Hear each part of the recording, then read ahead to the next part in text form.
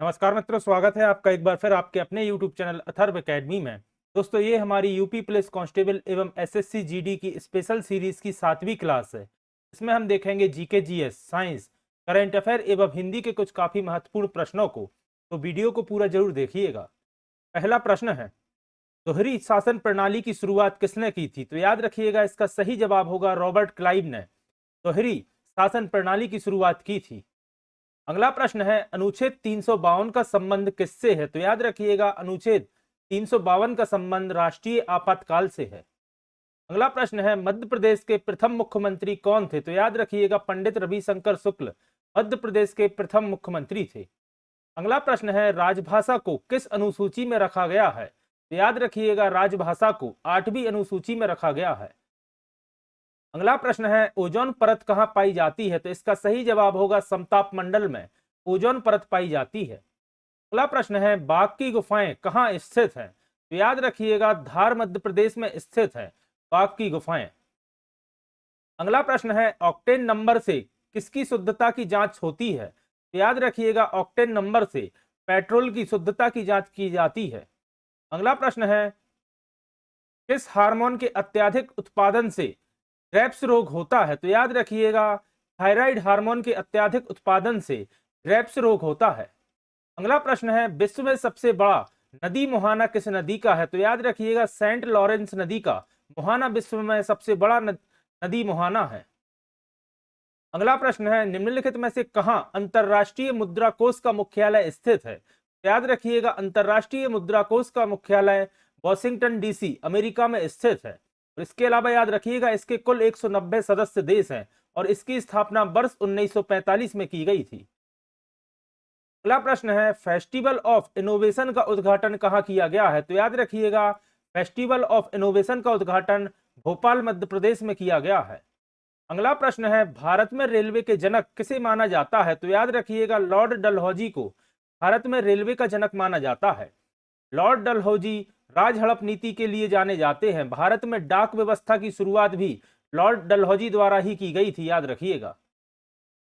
अगला प्रश्न है, विश्व स्वास्थ्य संगठन या WHO के अध्यक्ष कौन है? तो याद रखिएगा, टेड्रोस एड्रोनोम गैब्रिएसस विश्व स्वास्थ्य संगठन के अध्यक्ष हैं और इसका मुख्यालय स्विट्जरलैंड जिनेवा में स्थित है। इसके अलावा याद रखिएगा, WHO की स्थापना 7 अप्रैल 1948 को की गई थी। अगला प्रश्न है, कौन सा राज्य देश का ऐसा पहला राज्य बन गया है जहां अब पूरी तरह से बैंकिंग सेक्टर डिजिटल हो गया है? तो याद रखिएगा, केरल राज्य ऐसा पहला राज्य बन गया है जहां बैंकिंग सेक्टर पूरी तरह से डिजिटल हो गया है।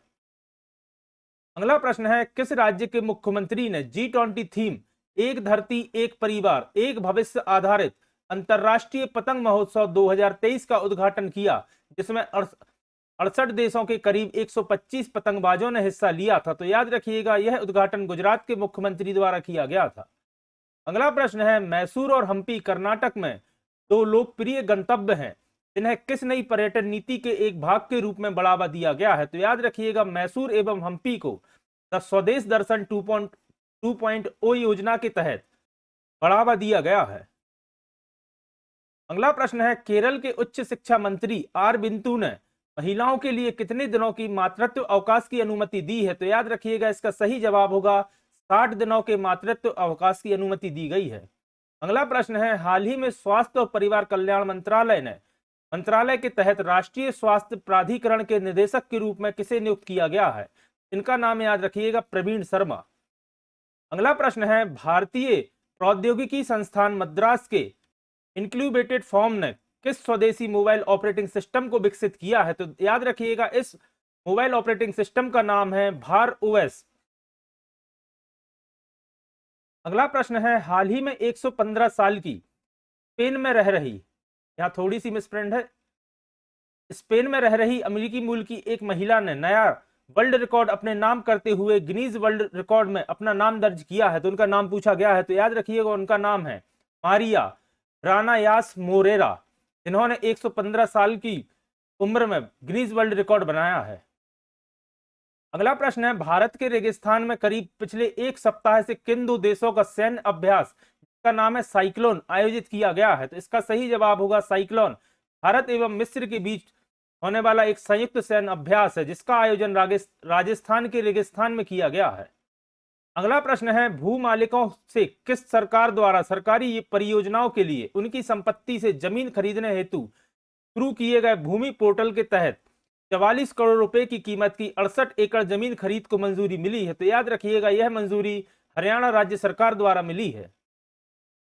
अगला प्रश्न है, 22 जनवरी को इंटरनेशनल सोसाइटी फॉर कृष्णा को निमंत्रित द्वारा झीलों की नगरी उदयपुर के किस गांव में चलने वाले इस्कॉन मंदिर श्री राम गिरधारी उपवन का शिलान्यास किया गया है? तो याद रखिएगा यह उदयपुर के चीरवा गांव में किया गया है।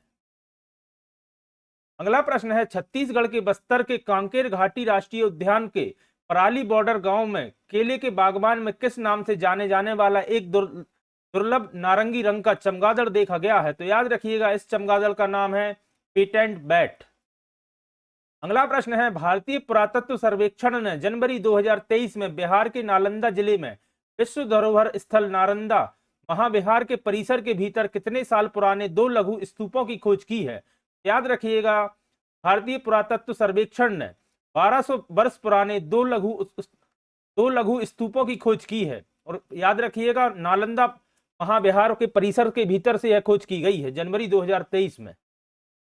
अगला प्रश्न है, किसे हाल ही में Bharat bill payment operating unit के रूप में संचालित करने के लिए भारतीय रिजर्व बैंक ने अंतरिम स्वीकृति प्राप्त हुई है? तो दोस्तों यह स्वीकृति पेटीएम पेमेंट बैंक के लिए दी गई है। अगला प्रश्न है, ऑटोमेटेड फ्यूज बनाने के लिए किस मिश्र धातु का इस्तेमाल किया जाता है? तो याद रखिएगा ऑटोमेटेड फ्यूज बनाने के लिए ऑटोमेटिक फ्यूज बनाने के लिए रोज मेटल का प्रयोग किया जाता है।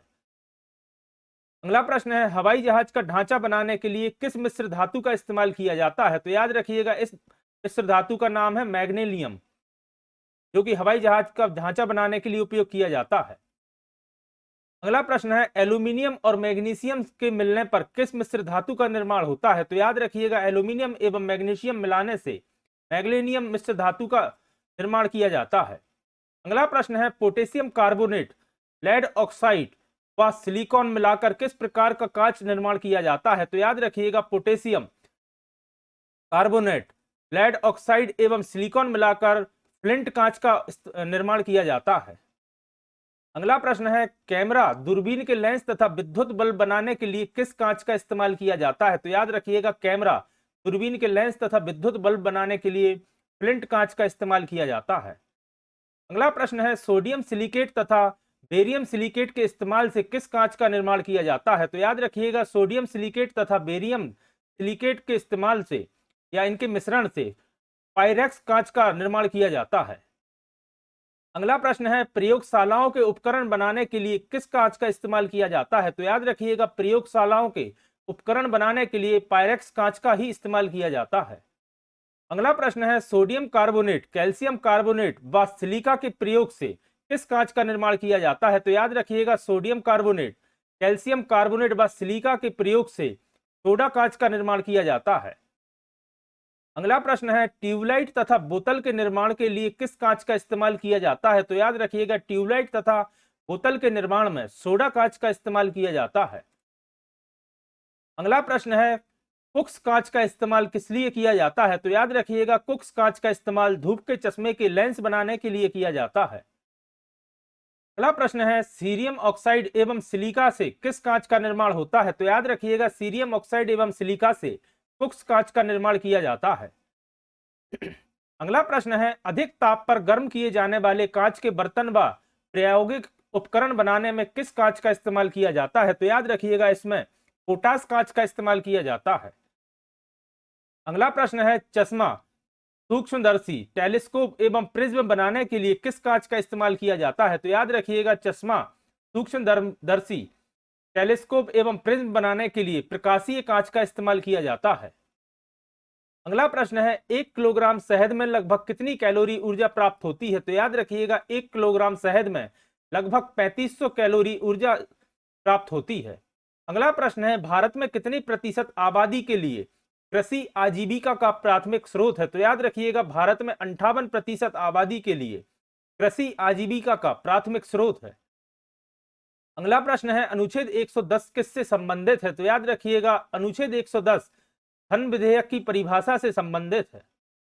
अगला प्रश्न है संविधान के 70वें संशोधन अधिनियम 1992 से किससे संबंधित है? तो याद रखिएगा संविधान का 70वां संशोधन अधिनियम 1992 राष्ट्रपति के चुनाव से संबंधित है।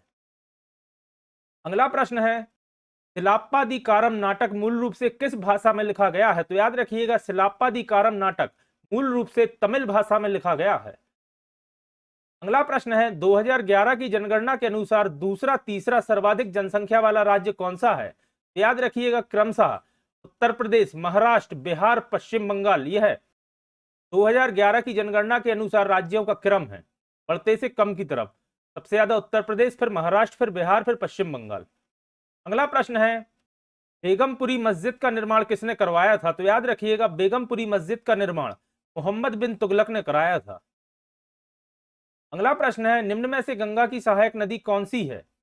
गंगा की कुछ मुख्य सहायक नदियों के नाम याद रखिएगा यमुना, सरयू, मंडक, कोसी, महानदी, तमसा आदि। यह गंगा नदी की कुछ मुख्य सहायक नदियां हैं। अगला प्रश्न है ओजोन का मॉलिक्यूलर मास कितना होता है? तो याद रखिएगा ओजोन का मॉलिक्यूलर मास होता है 48 ग्राम प्रति मोल। अगला प्रश्न है मुखौटा नृत्य कहाँ का प्रचलित नृत्य रूप है? तो याद रखिएगा मुखौटा नृत्य का संबंध अरुणाचल प्रदेश से है।